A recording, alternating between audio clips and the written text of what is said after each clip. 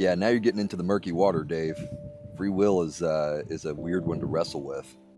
So I spent a lot of time thinking about this one, and basically what I found is that I think we often mistake the freedom to do a thing for the power to do a thing. So take Jonah, for instance. Jonah ultimately chose to go to Nineveh. God applied a lot of pressure to him. God didn't allow him to go and do the things that he wanted to do because God was more powerful. But God didn't override Jonah's will. God overrode Jonah's capacity. Same thing's true of Paul and most of the other examples that you left. Now, that does not answer the issue of God choosing us not choosing him.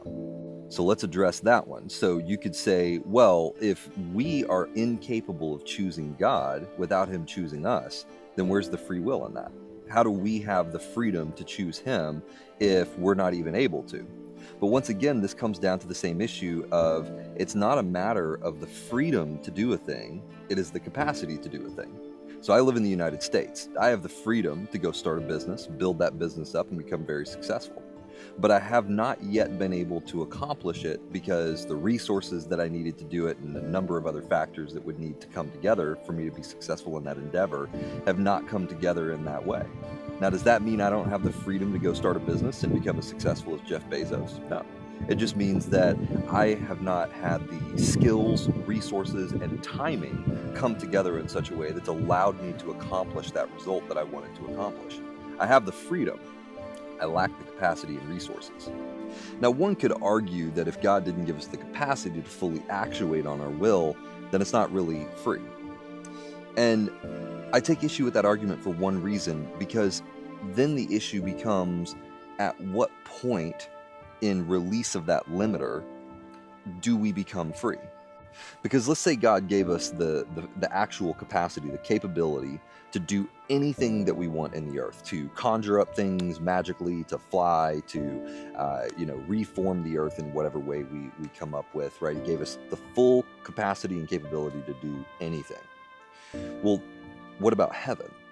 If we have the freedom to do anything in the earth, to will anything in the earth, but we don't have the freedom to do it in heaven, then there's still a limiter on our will. There's still a capacity, a power that is greater than our own that limits our power and capacity. And so you could then argue, well, we're still not actually free because we don't have the freedom to do anything at that point because our capacity is still limited to only the material and is not able to be exerted over heaven. And so if you just continue to play that out forever, what you end up with is the only way we could actually be free in that viewpoint would be to actually be God. Which brings us full circle to, I think the question really becomes a matter of what is it that we have the freedom to choose? Because that, I think, is the thing that defines whether the will is actually free or not. And I think that's where everything kind of collapses. This is the root of the issue, is what do we have the true sovereignty to choose? What did God give us the sovereignty to decide? And the answer to that question, I think, boils down to one simple thing.